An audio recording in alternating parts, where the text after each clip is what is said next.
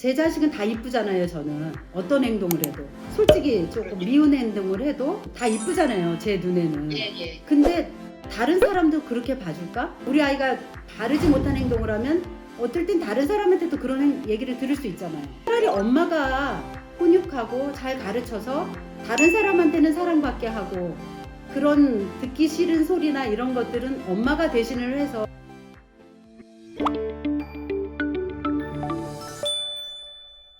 안녕하세요. 교육 고민을 대신 물어봐주는 교육대기자TV, 저는 대기자 방종임입니다. 세계적인 명문대인 하버드대에 자녀를, 그것도 딸 3명을 합격시킨 어머님이 계시다고 해서 오늘 화상으로 인터뷰 나눠보도록 하겠습니다.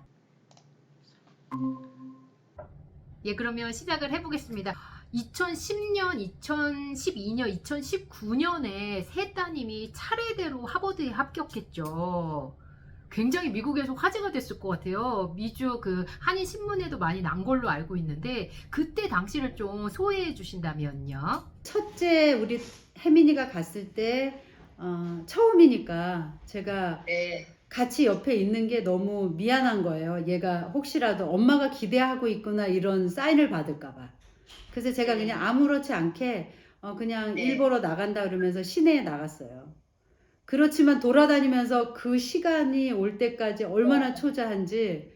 얼마나 긴장되셨을까. 네. 그러다가 이제 전화벨 소리가 울리더라고요. 그 떨어졌으면은 한참 있다 왔을 텐데 바로 오길래 이거 좋은 사인 아니야? 그렇게 하고 전화를 받았더니 엄마 나 하버드에 합격했어. 그러고 막 울더라고요. 그런데 이제 몇 년 후에 또 둘째가 됐잖아요. 주변에서 굉장히 많이 화제가 됐을 것 같아요. 그리고 많이 물어보실 것 같아요. 어떻게 이렇게 따님을, 자녀분을 하버드에 합격시킬 수 있었냐. 둘 중에 누구를 닮았어요? 뭐 엄마를 닮았어요? 아빠를 닮았어요? 뭐 이런 질문들 그렇게 많이 하세요. 그러면 이제 처음에 아이들 첫째 갔을 때는 돌연변이라고. 왜냐하면 저희 둘 다 서로 얼굴을 쳐다보면서 우리 별로 다른 게 없는데, 별게 없는데 우리는, 그러니까 특별하지 않은데. 특별하지 않은데 얘가 이렇게 간 건 우리도 돌연변이로 생각해? 그렇게 얘기하면 그러냐고 끄떡끄떡 하세요. 그러다가 이제 막내까지 갔어요. 듣는 분마다 아는 분이든 모르는 분이든, 저희를 알고 있는 분이든 모르는 분이든 아니라는 거예요.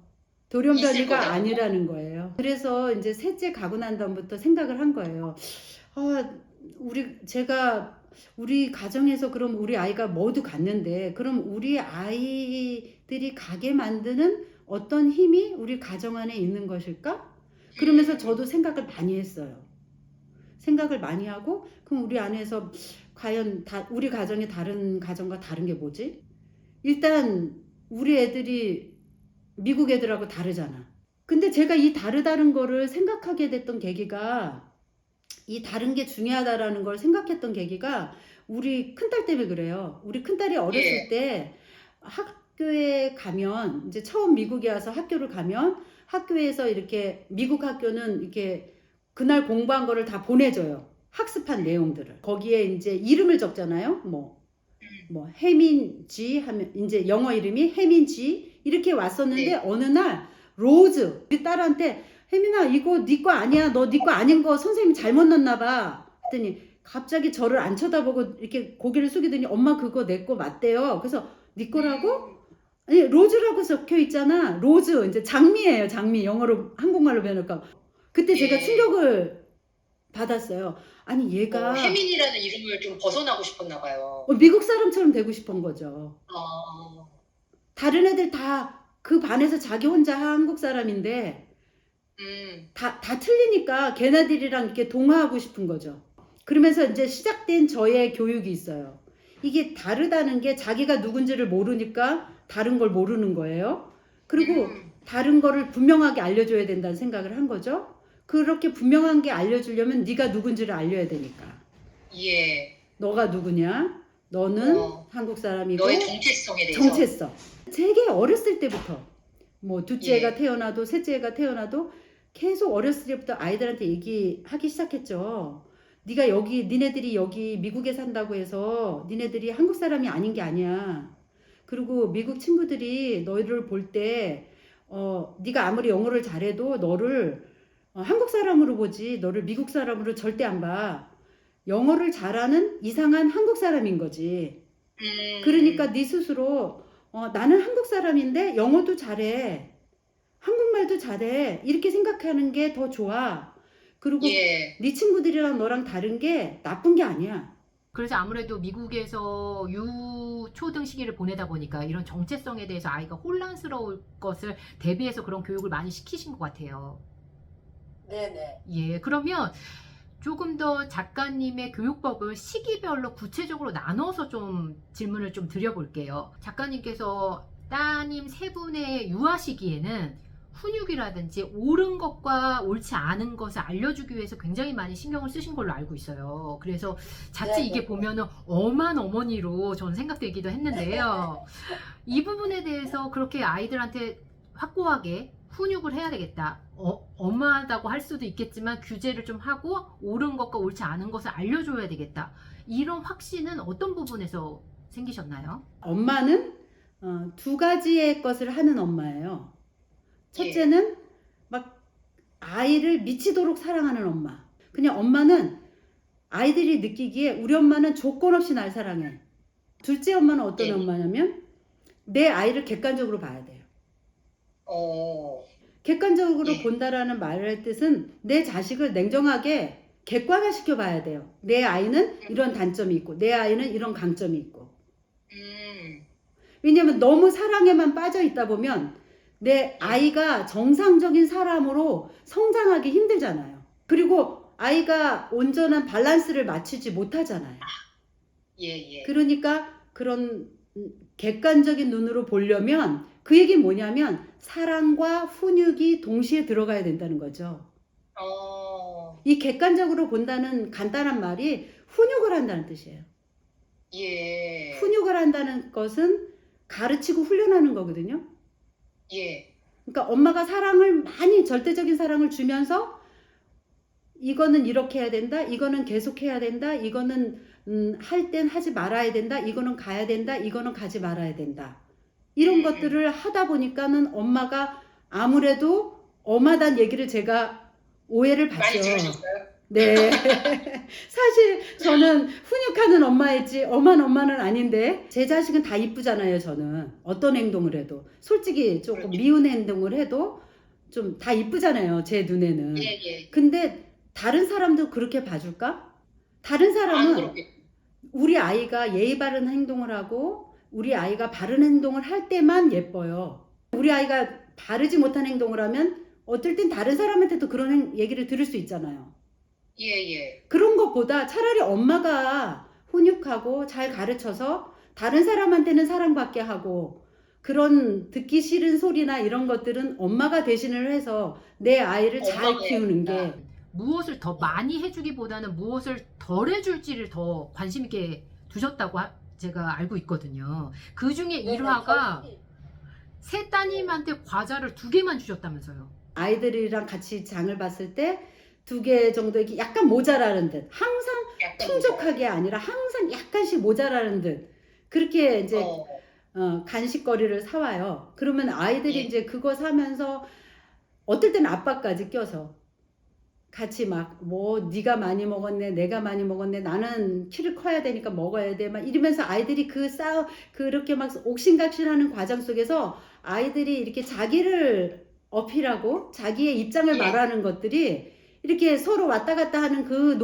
논리성이 커지는 다는 걸 느껴요. 서로 토론하는 거예요? 네, 서로 이제 자연스럽게. 그러니까 집안은 시끄럽지만 아이들은 그 사이 속에서 서로 어떻게 해야 나의 생각을 어필하고 내 것을 어떻게 하면 또 양보하고 어떻게 하면 또 타협하고 이런 것들을 배울 수 있게 되는 거죠. 작가님이 훈육의 방침 어떤 거를 가르쳐 줬어. 근데 아이들이 다 따라오지는 않을 수도 있잖아요. 예를 들면 거짓말을 하지 말라고 얘기를 했는데 거짓말을 하게 된 거 알게 됐다. 그랬을 때는 어떻게 대응하셨어요? 저희 큰딸이 한 2학년, 3학년이었을 것 같아요. 미국에서. 그랬는데 어디가 아빠랑 같이 아빠 컨퍼런스를 타주러 갔다가 이제 차로 운전해서 왔어요. 그러니까 아빠가 굉장히 피곤한 상태였는데 애들한테 우리 큰딸한테 배가 고프냐 했더니 배가 고프다고. 그래서 저희가 집에 가서 먹으면 너무 배가 고플 것 같아서 중간에 맥도날드에 들려서 이제 햄버거를 사줬는데 그게 이제 키즈밀이라고 왜 해피밀? 해피밀. 예, 예, 예. 맞아요. 예, 왜 장난감 딸려 나오는 예. 그런 거였어요. 그래서 그거를 시켜달라고 해서 그걸 시켜줬는데 먹질 않는 거예요. 그래서 왜 안 먹냐니까 배가 안 고프다. 그러니까 거짓말을 한 거예요. 왜냐면 그 장난감 갖고 싶어서. 장난감 때문에 네. 갖고 싶으니까. 네. 그 아이 마음으로 이해할 수는 있지만 아빠가 너가 그럼 솔직하게 말을 하든가 했어야 되는데 솔직하지 않았고 아빠한테 배가 고프냐고 물어봤을 때 배가 고프다고 했다는 건 거짓말이다. 그러니까 배가 고프지 않은데도 고프다고 했으니까 이제부터 앞으로 맥도날드는 1년 동안 우리 가족은 갈 수 없을 거라고 말을 했어요. 예. 왜 1년 동안 진짜 안 가셨어요? 네. 우와. 엄청 불편했죠. 왜냐면 저희는 또 뭐 맥도날드 가는 게 제일 유일한 기쁨이었는데 저희 유학생 시절에. 그리고 예. 뭐가 많이 불편하냐면 예를 들면 뭐 어떤 가족들이랑 나가서 예를 들면 같이 우리 맥도날드 가서 애들은 놀게 하고 우리는 뭐 같이 차를 마시자 이럴 때도 맞아요. 이게 그런 일 있죠. 딱 우리 가족은 맥도날드 갈 수 없다고 말해야 돼요. 감수하시면서도 원칙을 지키신 거네요. 네. 거기서의 굉장히 중요한 포인트가 저는 어머님의 생각, 그러니까 엄마의 생각을 아버님, 남편분도 이거를 일관되게 같이 지키시니까 이 원칙이 고수가 됐었던 것 같아요. 엄마가 정한 원칙에 아무리 저렇게 나이스한 아빠라도 우리 말 때문에 아빠가 엄마의 말을 뒤집고 자기네들 말을 들어주지 않을 것이라는 거를 다 예측하고 있죠. 그리고 저는 그 훈육하는 그 일화 중에 굉장히 이색적이었던 게 스마트폰을 사주지 않으셨다면서요. 고등학교 3학년 때까지 세 따님 다요. 네. 어떻게 그럴 수가 있죠? 첫째를 하니까요. 둘째, 셋째는 예. 관습에 따라. 우리 집 그러면 관습에 따라. 이거는 작가님이 스마트폰이 불필요하겠다라는 원칙을 세우시고 아이들한테 그렇게 얘기를 하신 건가요? 그쵸. 어떤 그거는 면에서? 제가 가장 저 부모의 권위를 가장 많이 사용한 부분이. 자세하게 좀 얘기를 해주시면 지금 한국의 많은 부모님들이 스마트폰 전쟁을 매일같이 치르고 있거든요. 왜냐하면 요즘에는 유초등 시기부터 스마트폰을 활용하는 친구들이 너무 많아서 대부분 이게 고수되기가 좀 어려운 게 친구들이 스마트폰 있으니까 나도 사줘. 엄마 나도 사줘. 뭐 집에서 뭐 게임해야 되니까 사줘. 이런 경우도 너무 많거든요. 이거는 스마트폰을 아이들의 손에 쥐어주는 문제는 애들 문제 같죠. 애들이 이거를 예. 가지냐 마냐. 이건 애들 문제가 예. 아니야. 이건 어른 문제예요. 이건 어른이 결단해야 돼요. 엄마 아빠가. 아직 성인이 되기 전이니까. 네. 그리고 엄마 아빠가 내가 우리 아이한테 줄 건가 말 거를 나 스스로에게 물어야 돼요. 내가 우리 아이들에게 스마트폰을 주는 것이 내 아이들의 인생에 있어서 이 성장 과정 속에 있는 이 시간 동안에 이게 꼭 필요한가? 꼭 줘야 되는가를 나 스스로 묻고 그게 노다 아니다 그러면 주지 말아야 돼. 그게 엄마 아빠가 결단할 문제지 애들이 결단할 문제는 아니에요.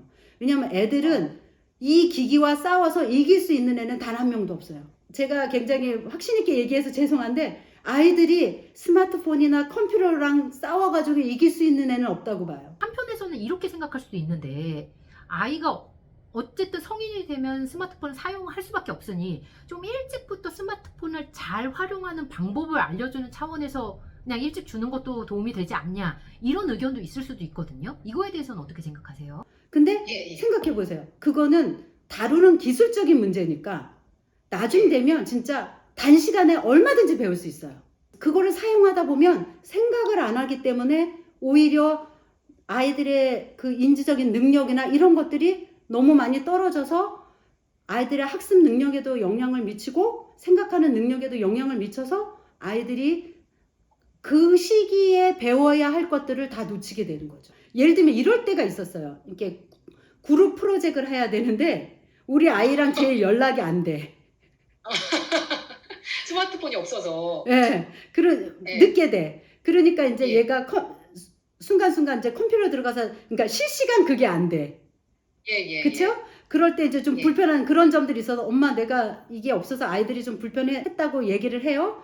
근데 그렇게 불편했다고 해도 그러면 그 일이 안 됐냐? 안 되진 않아요. 본인이 스마트폰이 없이 생활했던 이 일화를 담아서 셋째 따님이 하버드대 에세이를 쓸 때, 입학 에세이 지원할 때 그 내용으로 글을 썼다고. 그런데 그거를 입학사정관이 듣고 찬사를 보냈다고 제가 어머니께서 말씀 주셔가지고, 그리고 저한테 썼던, 셋째 따님이 썼던 에세이를 보내주셨잖아요.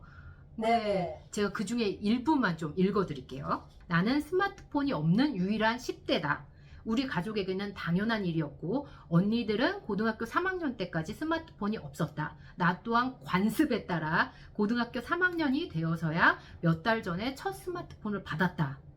이렇게 써 있더라고요. 그러면서 반면에 스마트폰 없이 살다 보니 작은 것에도 주목하고 감사하게 되었다. 동네 현대미술관에서 그림 하나하나를 인스타 감성으로 삼기보다는 내 몸의 감각으로 흡수하고 회고록과 소설을 즐거움으로 읽을 수 있었다. 교회 친구들과의 교제에서도 일주일에 한 번 있는 만남의 순간순간 소중함을 느끼게 됐고 직접 대화를 통해 친밀감과 기쁨을 찾을 수 있었다. 이런 내용이 있더라고요. 이 스마트폰이 없는 것을 불평이 아니라 감사로 만들 수 있었던 이 근원은 뭘까요? 스마트폰이 없으니까 불편한 것도 있고 스마트폰이 없기 때문에 누릴 수 있는 것도 있다는 거를 자기 스스로의 삶 속에서 체험하게 되는 거죠. 넘친딸 예, 그런 있죠. 얘기 있잖아요. 이렇게 다른 예, 옆집 아이가 나의 딸이 되잖아요. 그런 최고의 예. 자녀는 없어요. 이 세상에. 최고의 자녀는 예. 없지만 최선을 다하는 부모만 있을 뿐이에요. 대기자 TV